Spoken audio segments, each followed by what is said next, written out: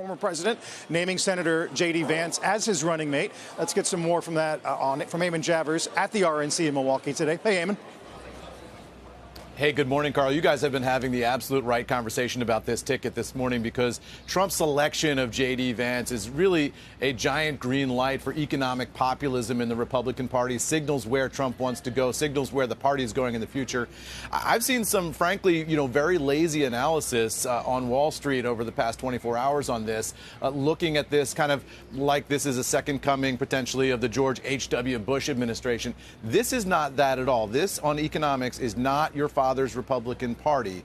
So take a look at what J.D. Vance means, what Donald Trump means when it comes to big corporations, for example, big finance and Wall Street capital. J.D. Vance is a skeptic of a lot of those institutions. Here's J.D. Vance talking to big bank CEOs back in December. He's discussing the idea that big corporations are injecting sort of woke values into their workforces and into their customer bases that conservatives don't like.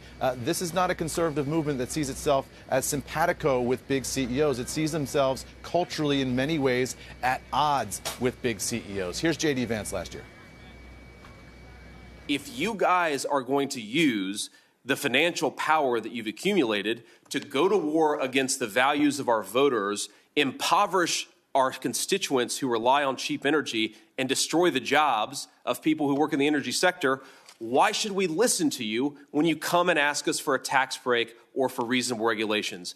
I'm one Republican who wants to have a good relationship with you, but the more you guys insult yourself into these fights, the less good that relationship will be.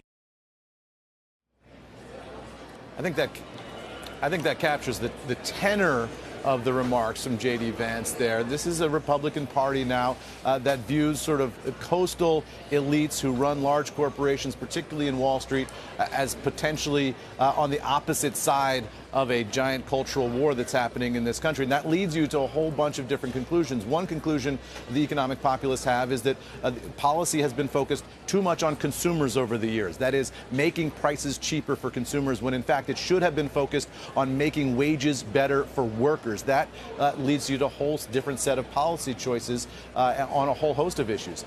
Take, for example, the question of defense stocks. Saw some analysis yesterday that this was potentially bullish for defense. But in reality, I think you got to look at cutting back on Ukraine spending as being bearish for defense stocks, at least in the very short term, because a lot of that spending is going to American defense companies. And then you've got to look at the approach to the dollar. Here's J.D. Vance's comment about the potential of devaluing the U.S. dollar. He said earlier this year, devaluing, of course, is a scary word, but what it really means is American exports become cheaper.